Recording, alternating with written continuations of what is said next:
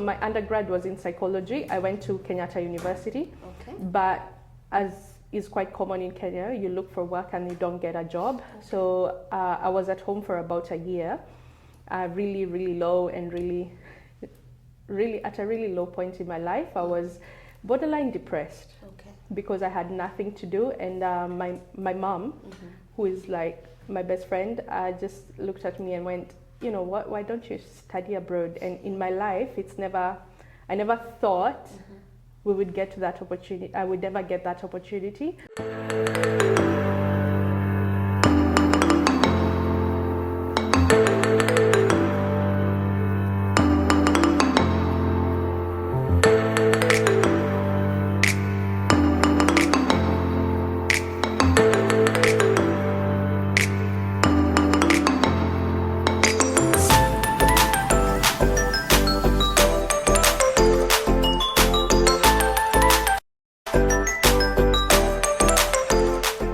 Hi guys, and welcome to episode 6 on the Jennie Githae Podcast, hosted by yours truly, Jennie Githae.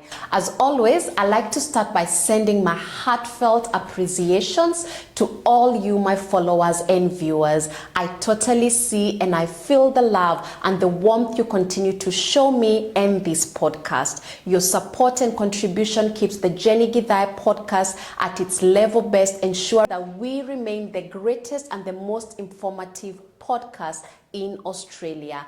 If it's your first time here tuning in, welcome, karibu sana. This podcast is all about Australia and all the opportunities available for our Kenyan people and all who intend to migrate from all over the world. If you intend to study, work, or even settle, this is the place to be. I'll also be sharing my personal experiences, motherhood tips, insights, health, and the role God has played to see me get to where I have in this journey. All I ask of you is to relax and watch the video, and who knows, get on board to pursue this beautiful Australian dream.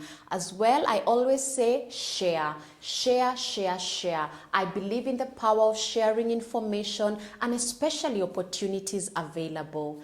Hit that subscribe button, leave a positive comment, ask questions, and follow me on all my socials. I go by the name of Jennie Githae on Facebook, Instagram, and TikTok. And if you're already following me, you know and you have seen that I've been posting job opportunities, and most of them have got visa sponsorships here in Australia. Let me start by reminding you that I am not a migration lawyer by profession, and all the information I share with you is based on my own experience and the research I have done. In this particular episode, I am hosting an amazing lady who is born and bred in Kenya. Who has gone above and beyond to be a barrier breaker of working in one of the prestigious healthcare organizations here in Australia. Always Care is a privately owned Australian company that spearheads high quality care for participants living with disabilities. Before I introduce my guest, I would like to appreciate the founders of Always Care, Mr. James and Lucy Mboro. Thank you for giving the Jennie Githae Podcast an opportunity to interview your team and to allow people from all over the world learn about the Australian job market. This amazing couple has not only made a difference in the healthcare sector, specifically for people living with disabilities, but they have also championed and promoted Australians and especially Kenyan migrants by offering them job and career opportunities. They are also philanthropists and spearhead supporting Kenyans living in Australia who face different economic and health challenges. They have become a beacon of unity and love within the South Australian community. Like I said in this interview, my guest is an amazing lady who plays a key role in recruitment of staff at Always Care as the human resource manager. Ladies and gentlemen, please help help me welcome the one and only Eva Kamanga. Asante. Yes, welcome Eva. Thank you. Yeah, we're really, really happy to have you on the Jennie Githae Podcast. Thank you. Especially have you representing Always Care Services. Yeah. Yeah. All right. I have introduced a little bit about yourself and what you do, but I would like you to introduce yourself to us and the role you hold within Always Care. Okay, so as you've heard, my name is Eva Kamanga. I have been the Human Resources Manager at Always Care from August, so I haven't held the title for so long. But before that, I have been in HR for quite a while, since 2021. But before that, I held a number of other roles that were not HR related, but we'll discuss about that later. My journey to get here and how you eventually get to where you want to be in your career. All right. Yeah, so my role at Always Care is overseeing a team of about 6 people. Yeah. So I look after the rostering team, which has about 3 members, and also the HR team, which has 2 members, and of course we have the receptionist, so that's a team of 6. So on a day-to-day basis, we do a lot of recruitment, a little bit of performance management, which I don't like doing, but it's all part of the job. Okay. We also do a few strategic activities, so look at where Always Care would be in the next few years and how we can keep building it to be a sustainable business, especially in the terms of people and resourcing. So it's pretty busy. All right. Yeah, it actually sounds busy but fun. It is. Yeah, it's really good to hear that. Now, Eva, for most people who look like us, you've either migrated to Australia as an international student or you migrated as a profession. Now, please tell us a little about your migration journey. Did you migrate as an international student or did you migrate as a profession with a skilled migrant visa?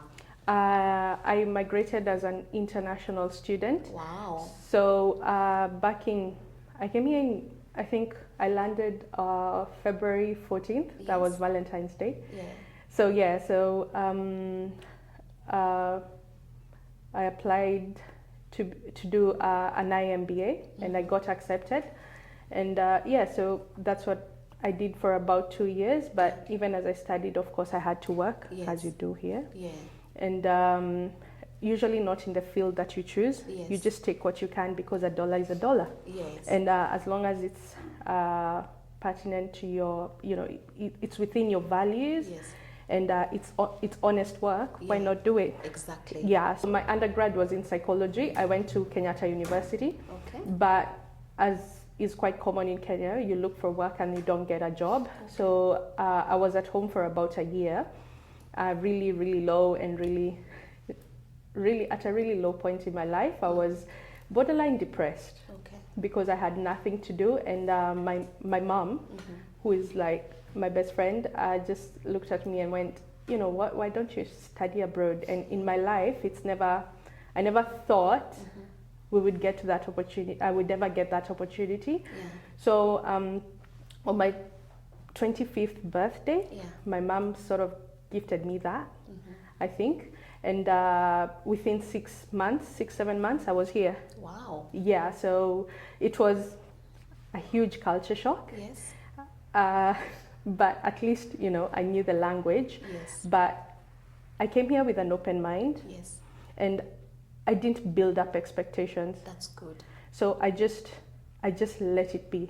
I just wanted this journey to be as authentic as possible. So I really didn't have any expectations. I didn't expect to fit into the society. I didn't expect not to fit in either. I just took each day at a time.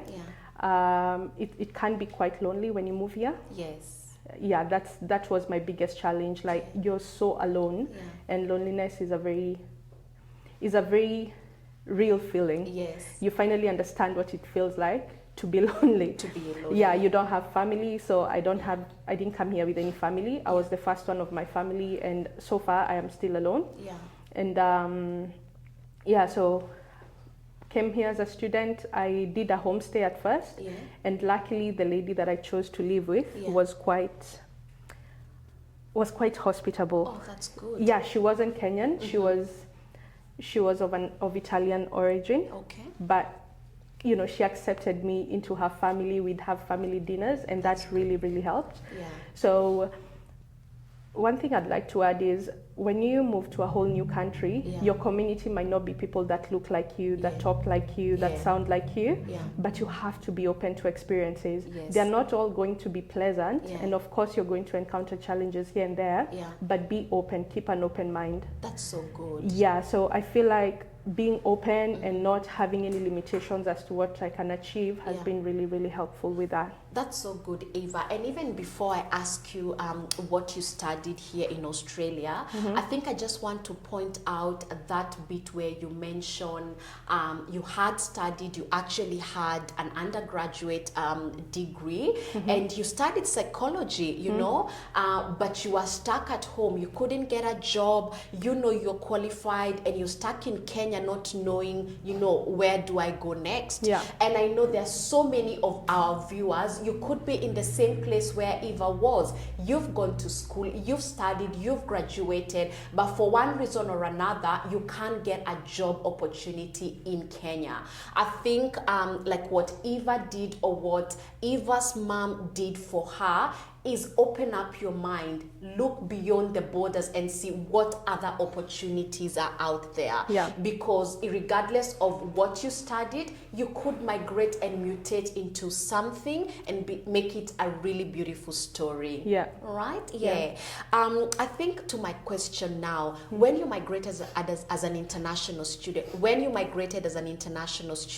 what did you study? Because then you've mentioned that you had done psychology before, and when I look around, I know I am within a healthcare sort of organization, but you are not specifically holding a healthcare role. Yeah. So what did you study here?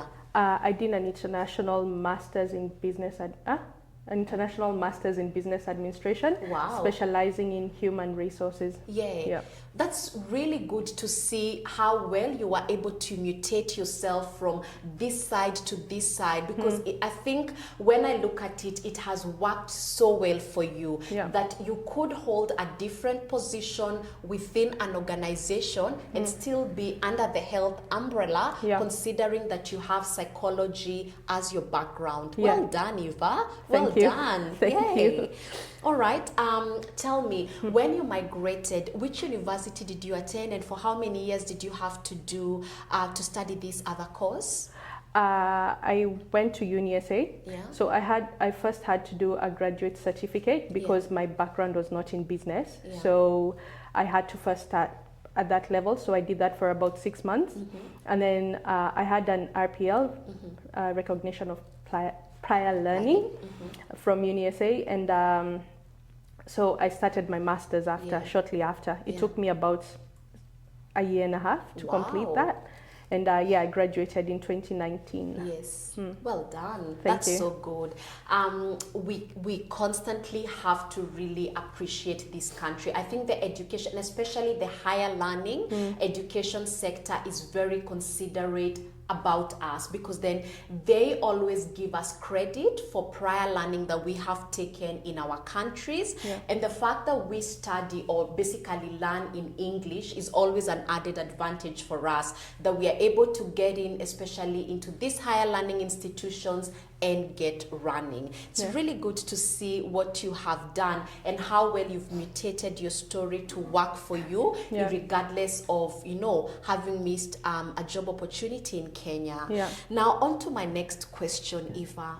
When I look at you, and when I was speaking to your boss, she told me, I'm one of our employees at Always Care would be the best to talk to or to give us information on the Jennie Githae Podcast. I'm just looking at you. You are a young lady. You look like me. You have the same color as me. You've basically studied your undergrad in Kenya, like most of us have. How did you end up holding such a prestigious title with an esteemed organization like Always Care? How? Tell us. Oh, it's a very long journey. So, and thank you so much. Those are really nice words. Seriously, I'm blushing. Yeah. But what I've come to learn, especially in Australia, you really should not fear hard work. Yeah. So when I first came to Australia, the first job I ever held, formal job, was being a nanny, an au pair for a really nice family in Burnside. They're a Kenyan family. And so that was literally the first like $200 I earned. And then I shortly went on to do the SAT3 in disability and aged care. But I quickly realized that was not my line. And through this whole period, I had naysayers that are just like, you know what, if you want to make money, you've got to get into this industry. Otherwise, there's nothing else out there for you. But what happens when your heart is not in it? You know, and I don't want to put people at risk when my heart is not in it. And also had a goal and of what I wanted to do with myself. So I knew that I wanted to see how far I could take my career, my chosen career, which of course is human resources, and how far I can get. It was seriously still no expectations. I didn't expect to be at this point, but I am so blessed and so humbled to be here and to actually be afforded the opportunity by Lucy and James Moore. Because they saw something in me, and I appreciate that. So that being said, so my first job, especially as I was, not my first job, I did a lot of different jobs while I was studying. So the first thing I did was, of course, the nannying. After that, I met a really nice Malaysian lady. Her name's Noor. And she pushed me. She had a cleaning business, and I used to nanny her child. But occasionally, she'd be like, when the child is at school, maybe we could go and we can clean together. And she'd pay me, so I'd make money like that. And I quite enjoyed it. We cleaned these big houses in Anli and all that. And this kind of fueled my dream as well. I was wondering, what are these people doing with their lives? You know, you clean a house and you're thinking, oh my goodness, this is nice. You know, with the pool and everything, all the bells and whistles. And then after that, Nora used to work at a massage parlor, so like remedial massage. So I learned how to do that. Like I trained under Thai ladies, and so I'm really good at that as well. So I learned how to do that. I did that for quite a while because it pays well. It pays well, and you know, I was still open to the experience. So I did that for a while. And it was really rewarding, met a lot of people. It was a good job. And then after that, when I graduated, I was still doing that job because I held it for about a year and a half. After I graduated, I got a job offer from Telstra, TSA. So it was a call center type of job. So I'd handle complaints and cancellations for Telstra customers. I held that role for about 6 months, but I go ahead of myself. So we had COVID between then. So of course I wasn't working. And then, so I started in August, and then I did that for 6 months. Then I went on to become a workplace advisor. So I hope it's always incremental. It's always growing. It's always growing. So one job gets you the next job, gets you the next job, gets you the next job. So I did that, and within the same organization, I was promoted to be HR administrator. And that's how I got started in HR. After I did HR for about 3 months there, the company downsized, so my position was no longer needed. Redundant. So I went on to another NDIS provider. I was the HR coordinator there. And then for about a year, and then after that I went on to Viterra, which is an agricultural company. Again, I was open to new experiences, new industries. So Viterra is a lot of export and import, and it's very agricultural. And then I was there for about a year before I moved to Always Care, where I started as a HR officer, and then 3 months later I became a HR manager. Well done. I have to say, like, really, Eva, I have to say, first of all, you are among the few Kenyans who came and basically didn't work in the aged and disability sector. Well done. And I think from the previous episodes, I think it's episode 3 or episode 4, please check. I did talk about value addition skills that anyone can learn from back home. I think Eva was very lucky to have someone here that was able to teach her these value addition skills that literally made a difference for her. Think about it, working as a remedial in a remedial massage parlor, that's interesting. That's really good. And considering that it's paying her well, you know, there are so many. I think that's why I keep saying there are so many opportunities in Australia. You just need to know where you're placed. And when you're placed there, bloom. Bloom like Eva. All I can hear from you is experience, expertise, experience, and expertise. And I think that basically answers the questions how you ended up to being where you are now. It is so good, I think, for us and for all our viewers to be able to see people who look like us doing so well in a foreign country. And regardless of the challenges, being lonely, being away from family and friends, you can still channel and create a journey for yourself, because then there are people who are looking up to you now in Always Care. For you to have even been recommended to give the side of Always Care, there's something about you that is really good and infectious, and I hope that everybody who gets to watch this story can be able to learn 1 or 2 things from you. I think the other thing I'd like to also say, Eva, is I'm really impressed with how well, when you migrated, you gelled in. I always tell our viewers and anyone I get an opportunity to advise, as soon as you land in a foreign country, integrate, get to know which is the organization, the Kenyan organization within that region. And for us, it is the Kenyan Association of South Australia. So as quickly as you can, ask, you know, where is the Kenyan Association of South Australia? And beyond that, you went ahead and integrated well, even with people who do not look like us. And I think that's one of the message you are sending out there. Because one thing we have to accept, Australia is a multicultural country or continent. So when you land in Australia, you will not only see Africans, you will see Africans, Asians, you know, Caucasians. They're basically people from everywhere, all over the world. And if you want to be able to have that experience, that worldwide experience, you must be willing to interact and get to know people from different areas. We stand to be at a really good place in terms of advantage. We know and understand English. So we basically don't struggle very well to articulate ourselves to people. So it's just going an extra mile, whether you are introverted or extroverted, just go an extra mile and begin to interact with people from different places. Right? Thank you. Now, moving ahead, Eva, now for our viewers, could you please tell us a little about Always Care and the services that Always Care offers? Okay, so Always Care is primarily an NDIS provider, but we've recently started providing services in the ENU, which is the Exceptional Needs Unit, DVA, Department of Veterans Affairs, Aged Care, in collaboration with another organization, and soon we're going to be a DCP provider as well, which is the Department of Child Protection Services. So yeah, that's in the works, so fingers crossed for us.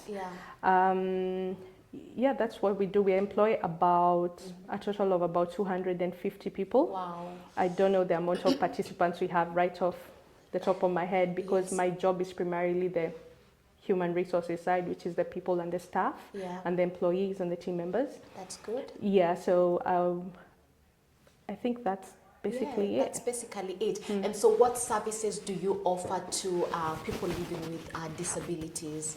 That's NDIS. So specific services? A bit of community nursing. Yes. So there's SEAL, of course. Yes. There's in-home care. Yes. With sometimes respite, sometimes. Yes. So ENU is a bit different from NDIS. It's different funding, but most of those people also need our help in terms of domestic help, like cleaning their houses. ADLs helps with showering. Yes. There's also food prep. Some of them require food prep.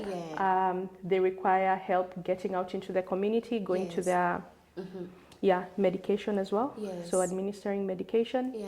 Yeah. Well done. I did have an opportunity. So I know Always Care personally, just because of how much you are involved and you have invested within the Kenyan community. But I went ahead to also check your website and check your social media pages. And it is really extremely humbling to see how much impact and influence you have within the Australian community, especially for people living with disabilities. So a very big well done to you and the entire Always Care Services team. You guys are really breaking barriers, and to see, the amount of positive feedback on your pages, I highly recommend and appreciate what you guys are doing within the South Australian community, especially. Well done. Yeah. And just before I leave that point, I do know that you have offices, or you have basically opened in different states within Australia. Would you like to mention, some of the states that you are based in, or where you offer these services beyond just Adelaide? Yes, of course the hub is in Adelaide. Yes. But we have recently expanded into Melbourne, Well Melbourne done. area, Victoria. Yes. So we are currently in Geelong, so we have a seal house there. Yes. And we're looking for participants. Yes. Of course, we still do in-home. Yes. We are doing DVA as well. Yes. Yeah, and it's hopefully gonna expand and become bigger. Yes, but well done. This is the main operation here in Adelaide. Well done. Yeah. So if you're out there, you are my viewer, my follower, you happen to live with disability or know someone who lives with disability in Adelaide, in Geelong and Victoria, you know that you can always count on Always Care. They are legit. We have seen how well they carry themselves and the services they offer. Feel free to reach out to them on the numbers provided, or check them on their website, and have a look, visit their offices and inquire on the services and how well they can be able to support you or support any person that lives with disability. Yeah. All right, moving forward, now as a HR manager, I believe you're heavily invested with the sort of cadre Always Care employees or hires for different roles. So what are some of the roles that Always Care hires for? Or hires in? Yeah. We mainly are always looking for exceptional support workers. Yes. We've recently started hiring domestic workers, that's cleaners, so they don't deliver supports, but they clean the houses for our clients. Yeah.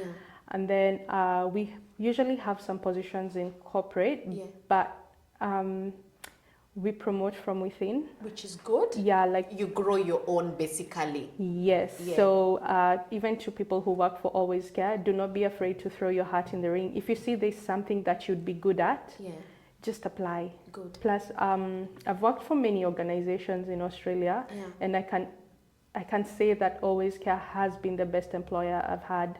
The culture is unmatched, and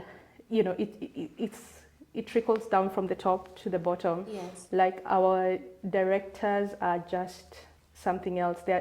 I've never seen anything like the heart and how they carry themselves, and how they give back and how open they are and how encouraging and how supportive. So we are a really good organization to work for. But on the other hand, there's an expectation that whatever, if you're hired as a support worker or a cleaner, you do it with a lot of heart, and you're committed to your role, and you do a good job. Yeah. Well done. So if you're out there and you're looking for a job, you are currently in Australia, you're looking for a job as a support worker, like you heard Eva say, you must be exceptional at what you do. You are looking for a cleaning role, or you're looking for an organization where you can start with and thrive. Always Care Services is one of the companies to look out for. So please check them out, and look out for all the open opportunities they currently have, and don't be shy shy to apply. It might just be the best thing that you ever did for your career. Yeah. All right. Now, from my own research, I know and I believe that Always Care hires a lot of migrants, and especially migrants from Kenya. Yeah.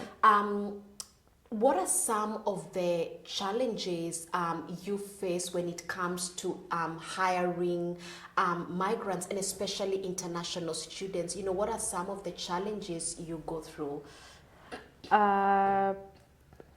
Sometimes it's about communication and how someone comes across. Yeah.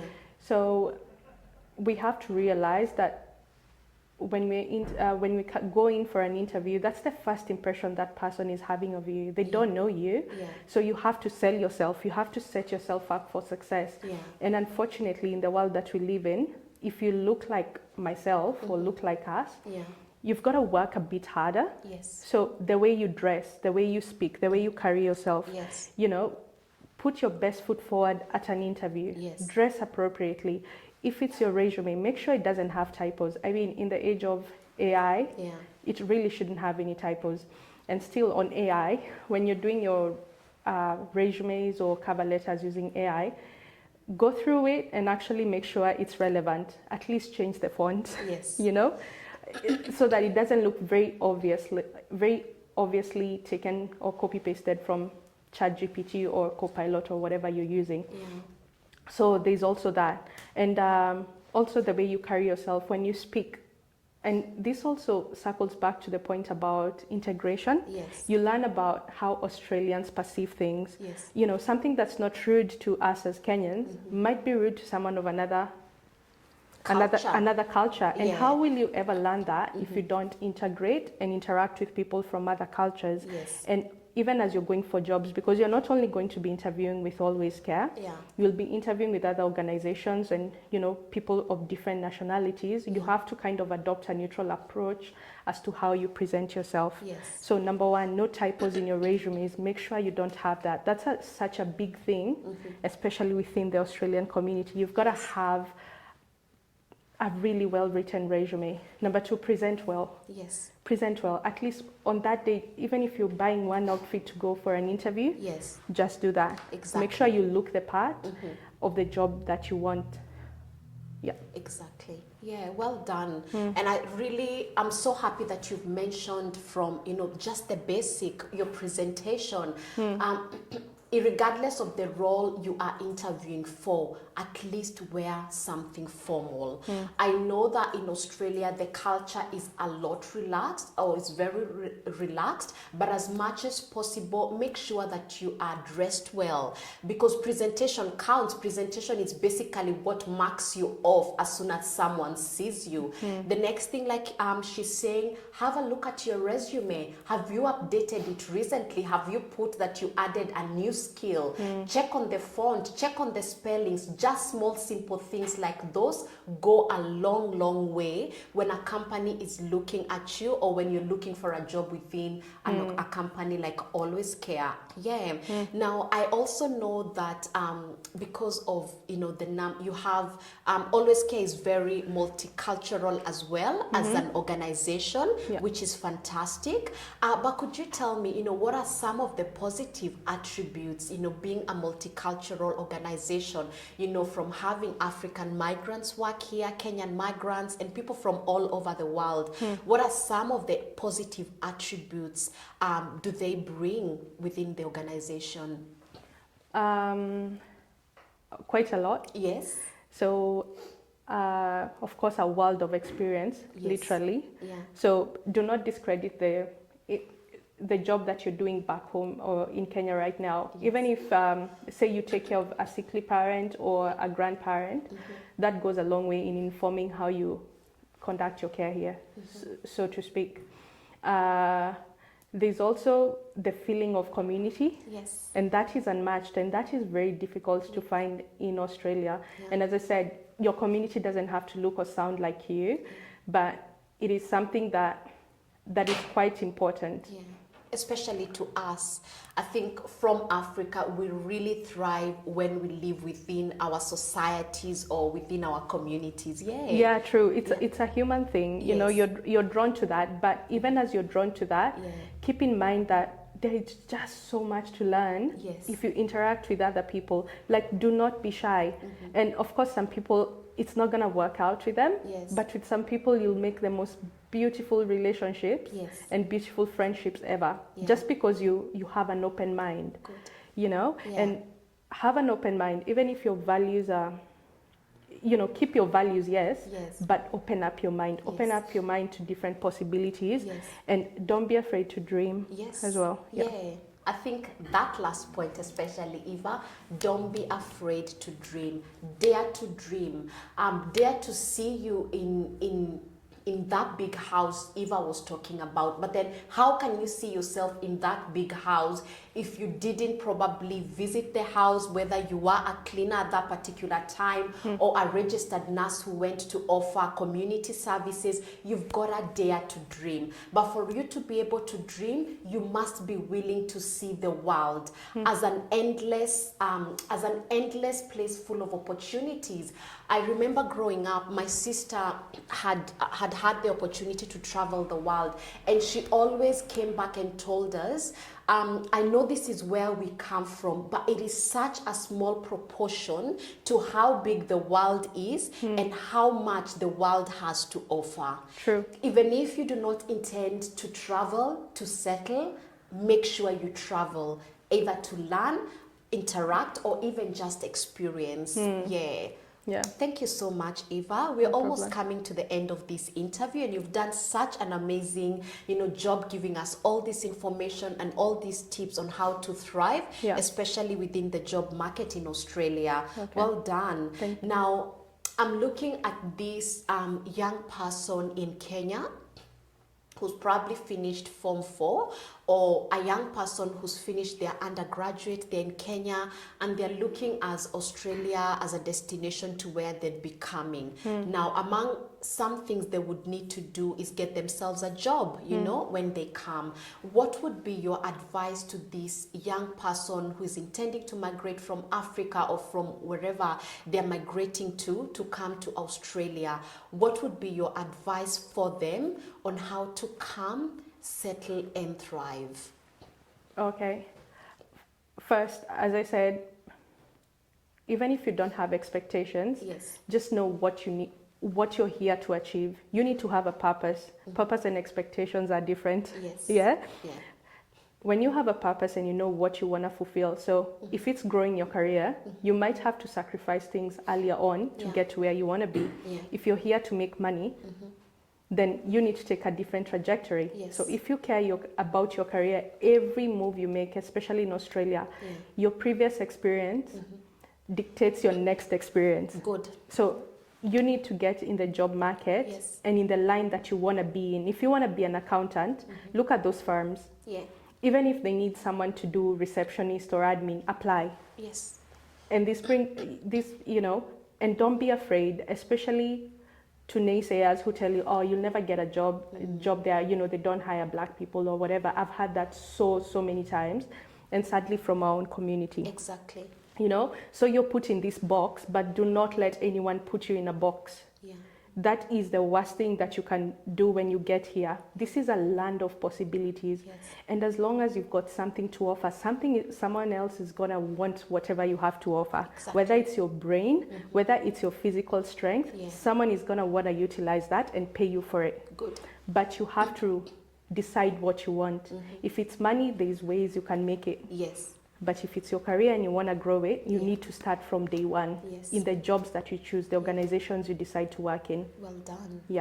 That's my advice. And I have heard before, thank you so much for that advice. I have heard before, if you want to make money, then make sure you also have values, or you're valuable, or you have something that people need. You are a solution to a current problem. True. So if that way, money follows solutions. So if you have a solution, automatically then money comes with it. Thank you so much, Eva.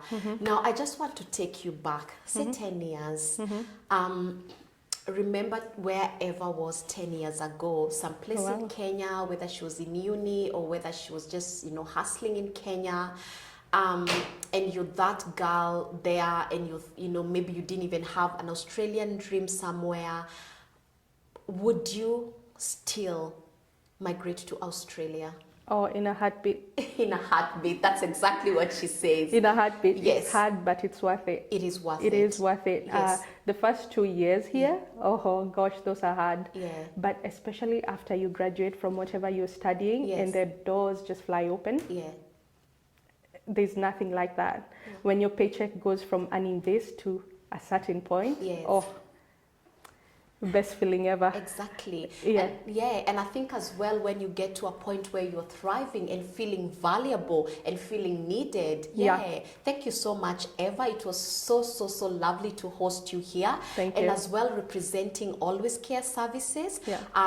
What you guys do is amazing. The services they offer within the community are really amazing. And I highly recommend that you check them out. And as well, a big appreciation to the directors and the entire team for having the Jennie Githae podcast here with you.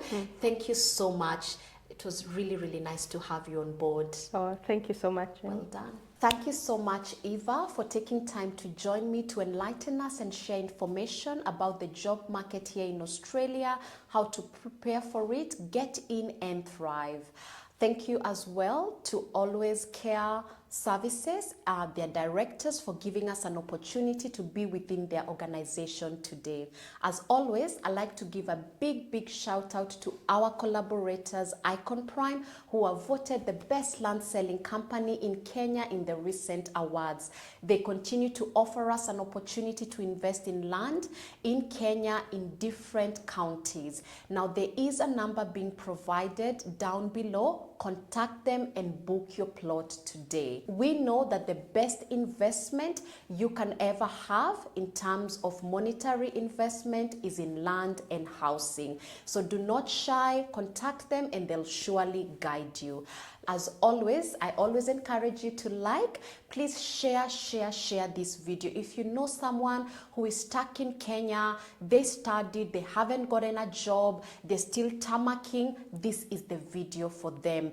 It is good to be able to see the possibilities out there and what you might just become if you dare to believe. As well, share and subscribe to the YouTube channel if you haven't. Sometimes you think you have, but you haven't. So please check and hit that subscribe button. It goes a long way to support this channel. And until next week, see you same time and same place. Bye-bye. Hi guys, my name is Jennie Githae of Icon Prime Properties. I am the brand ambassador of Icon Prime Properties in Australia. I am coming right to you from Ngong. This is one of their projects, Lily Phase 2, that is 100% sold out, and it was sold out within 1 month. Now, we are lucky because we have another project which is just right next to this project, still in Ngong, and it is Lily Phase 3. So currently, Lily Phase 3 is 50% sold out, but we still have 50% remaining